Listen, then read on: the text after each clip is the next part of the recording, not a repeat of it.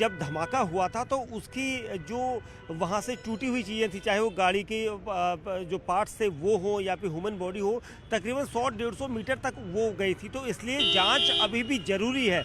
उस स्पॉट को छोड़ा नहीं जा सकता है, क्योंकि वहाँ पर अभी तक ये नहीं पता लग सका है कि धमाका किस तरह का था। हाई इंटेंसिटी का धमाका था, तेज़ धमाका हुआ, नुकसान काफ़ी ज़्यादा हुआ, लेकिन ये धमाका किस तरह का था, ना ही कोई वहाँ पर ऐसे सबूत मिले जिससे ये बम किस तरह का था इसका अंदाज़ा नहीं लगा सके। इसलिए इस पूरे रूट को जो है बंद रखा गया और अगले आदेश तक ये बंद रहेगा। जब तक वहाँ पर सारी एजेंसियाँ जो है पूरी तरह से जांच नहीं कर लेती, तब तक इस रूट को खोला नहीं जा सकता। और इसीलिए इस रूट पर जितने भी एविडेंस हैं उसको कलेक्ट करने के लिए देर रात से काम किया जा रहा है। अभी कुछ देर पहले किसी ने हमें वीडियो भेजा था कि जो जैन मंदिर है उसके पास तक ह्यूमन बॉडी का पार्ट था। हालांकि ये एजेंसियों की जांच के लिए बड़ा विषय होगा, लेकिन हमें जिसने भेजा था, लेकिन हमने इसलिए उसे आगे नहीं बढ़ाया क्योंकि वो ऑथेंटिक होना ज़रूरी है। क्योंकि कई सारी चीज़ें सोशल मीडिया पर वायरल होती है, वो किसी न किसी वजह से किसी न किसी रूप में यहाँ पर सामने पेश कर सकते हैं। तो इसलिए उसको वेरीफाई करना भी ज़रूरी है और इसीलिए हमने एजेंसियों को वो भेजा है कि उसे वेरीफाई करें। लेकिन जब तक एविडेंस वहाँ का पूरा कलेक्ट नहीं होता तब तक उस रूट को नहीं खोला जाएगा। जो अलग अलग एजेंसियाँ, चाहे वो NIA वहाँ पर जांच कर रही हो, NSG देर रात से वहाँ पर जांच कर रही थी, special cell, crime branch, Delhi police की, ये सब वहाँ पर स्पॉट पर थे कि देर रात से कई घंटे हो चुके हैं। देर रात तक पूरी इन्वेस्टिगेशन किस तरह से होती, क्योंकि मौके पर सभी अधिकारी मौजूद थे। सारे जितने तेज तर्रार अधिकारी थे वो मौके पर इन्वेस्टिगेशन कर रहे थे।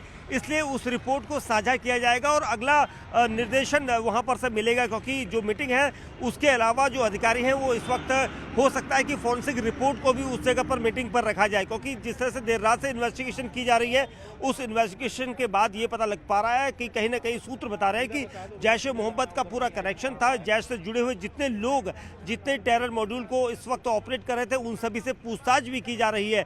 और सबसे अहम चीज़ ये कि डॉक्टर आदिल और डॉक्टर मुजम्मिल जो इस वक्त जम्मू कश्मीर पुलिस की कस्टडी में है, उसके अलावा एक महिला लेडी डॉक्टर जिसे देर शाम गिरफ्तार किया गया था फरीदाबाद से, वो भी जो है इस मॉड्यूल का हिस्सा हो सकती है। इसलिए हर किसी को इस वक्त इस मॉड्यूल से जुड़े हुए कनेक्शन को लेकर पूछताछ की जा रही है। क्योंकि दिल्ली में जो धमाका हुआ था, क्या उसमें डॉक्टर आदिल या फिर डॉक्टर मुजम्मिल का कोई हाथ था, कोई कनेक्शन था, इनसे रिलेटेड कोई ऐसा नेटवर्क जो इसको अंजाम देने की फिराक में था, उनसे ये भी पूछा जा रहा है। सूत्र बता रहे हैं, हम आपको बता दें, सूत्रों ने यह भी कहा कि डॉक्टर उमर के लिए इन दोनों से पूछताछ की गई है। देर रात तक इनसे काफ़ी देर पूछताछ की गई है, क्योंकि जिस तरह का धमाका था, इस धमाके को लेकर पहले ही यहाँ पर अंदाज़ा लग चुका था कि ये धमाका एक टेरर अटैक हो सकता है। और इसीलिए इसको लेकर देर रात से ही एजेंसियां अलग अलग नेटवर्क बनाकर अलग अलग टुकड़ियों में कई जगह पर छापेमारी भी कर रही है, कई जगह पर यहाँ पर काम भी किया गया। देर रात को भी हमने सूत्रों से यही पूछा था। सूत्रों ये बता रहे हैं कि सबसे अहम चीज़ ये कि गाड़ी, क्योंकि इस कमिश्नर ऑफ दिल्ली पुलिस ने यह बताया था कि गाड़ी मूविंग थी, स्लो स्पीड थी, रेड लाइट वहीं पर थी। क्या रेड लाइट और ग्रीन लाइट को लेकर यहाँ पर पुलिस ने अपनी जानकारी इकट्ठा की है। रेड लाइट पर जब गाड़ियाँ धीमी थी तो उसी दौरान ब्लास्ट हुआ था। तो ब्लास्ट जिस गाड़ी में हुआ था उस गाड़ी के लोग कहाँ हैं, इसको लेकर यहाँ पर सबसे अहम चीज़ होगी। अगर गाड़ी के लोग भी इसमें डेड हैं तो जाहिर सी बात है कि ये फिदाइन हमला हो सकता है। वुल्फ अटैक या फिदाइन हमला इसी तरह का सेम पैटर्न होता है जैश का, और ये हो सकता है। हालांकि अभी ये जल्दबाजी होगी क्योंकि इन्वेस्टिगेशन टीमें इसमें जांच कर रही हैं कि गाड़ी के अंदर बैठे हुए लोग क्या घायल हैं या वो मृत हैं। तो इसको लेकर ये जांच यहाँ पर तेज हो चुकी है। सबसे अहम चीज़ ये। दूसरा ये कि क्या गाड़ी में कोई विस्फोटक को दूसरी जगह ट्रांसपोर्ट किया जा रहा था, किसी दूसरी जगह ले जाया जा रहा था, क्योंकि गाड़ी तकरीबन 3 घंटे इसी लाल किला की पार्किंग में थी और उसके बाद वहाँ से गाड़ी के अंदर बैठे हुए लोग भी पार्किंग के अंदर ही थे। इसको लेकर भी सबूत इकट्ठा किए गए हैं। इसलिए ये माना जा रहा है कि गाड़ी कहीं ना कहीं ब्लास्ट के लिए इस्तेमाल की जानी थी, क्योंकि जब भी इस तरह की एक्टिविटी होती है तो टेरर ग्रुप जो है वो पुरानी गाड़ियों का इस्तेमाल करता है, बल्कि नई गाड़ियों को नहीं करता है। और यहाँ पर इस गाड़ी के तो वैसे भी 4 ओनर बदले हैं, लेकिन ट्रांसफ़र गाड़ी नहीं हुई। इसीलिए सबसे पहले पुलिस की टीमें सलमान नाम के शख्स के पास पहुंची थी, क्योंकि गाड़ी सलमान के पास ही थी, उसी के नाम पर कागज़ थे। लेकिन ओनरशिप हमेशा किसी वजह से बदलती गई। सवाल आप ही के क्या हमारे भी और सभी एजेंसियों के दिमाग में इस वक्त कौंध रहे हैं, क्योंकि 3 लोग गाड़ी के अंदर थे।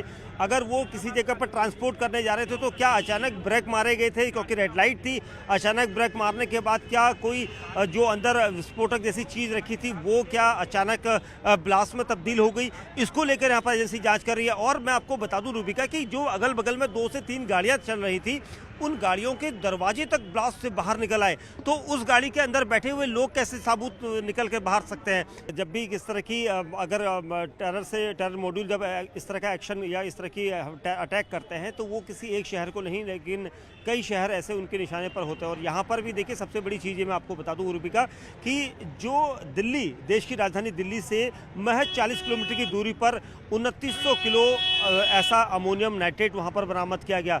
यानी वो जानते थे कि दिल्ली में वो पकड़े जा सकते हैं, और इसीलिए जैश ने प्लान की एक ऐसे गांव को चुना जहां पर किसी का आना जाना नहीं होता है। गांव के सीधे साधे लोगों के बीच में एक कमरा किराए पर लेकर वहां पर 2900 किलो जो अमोनियम नाइट्रेट था वो छिपाया गया था। हथियार छिपाए गए थे, ऑटोमेटिक पिस्टल्स और कारतूस वहां पर थे। जब आपको याद होगा मुंबई जो धमाका हुआ था तो राइफल का इस्तेमाल किया गया था, आधुनिक हथियारों का इस्तेमाल किया गया था। तो यहाँ पर इन हथियारों को भी इसमें इस्तेमाल किया जा रहा था, इसलिए उनकी बरामदगी भी हुई।